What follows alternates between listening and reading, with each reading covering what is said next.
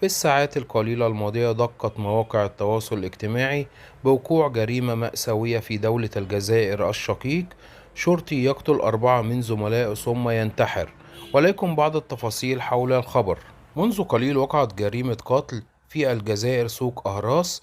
العظائم شرطي يقتل 3 من زملائه ثم يقتل نفسه اليوم بولاية سوق أهراس دائرة العظائم، حيث أقدم الشرطي بقتل 3 من زملائه صباح اليوم الأحد بعد إطلاق النار عليهم والانتحار. وحديث عن وفاة الضحية الرابعة، الجاني قام بإزهاق أرواح زملائه لام زين مقيم بسدرته عامل بأمن دائرة العظائم، ونون به مقيم بسدرته عامل بأمن دائرة العظائم، وميم به مقيم بمدراوش عامل بأمن دائرة العظائم. ولحد الآن يبقى سبب اقتراف الجريمة مجهول.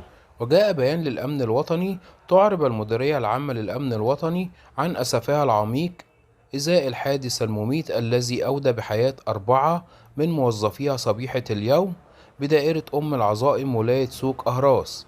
المديرية العامة للأمن الوطني بشرت تحقيقا للكشف عن ملابساته هذا الحادث المأساوي تحت إشراف النيابة المختصة إقليميا. وعلى إثر هذا الحادث الأليم يتقدم السيد المدير العام للأمن الوطني بتعزية الخالصة إلى عائلات الضحايا وإلى كل منتسبي الجهاز. وبكده كنا نقلت لحضراتكم بعض التفاصيل المتاحة حتى الآن حول الجريمة المأساوية التي وقعت بدائرة العظائم ولاية سوق أهراس بدولة الجزائر الشقيق لإقدام شرطي على قتل 4 من زملائه ثم ينتحر. وبيان المديرية العامة للأمن الوطني عن أسفها العميق أزاء الحادث المميت الذي وقع صباح اليوم. ده كان فيديو النهاردة، وأشوفكم إن شاء الله في فيديو جديد، وأقول لكم السلام عليكم ورحمة الله وبركاته.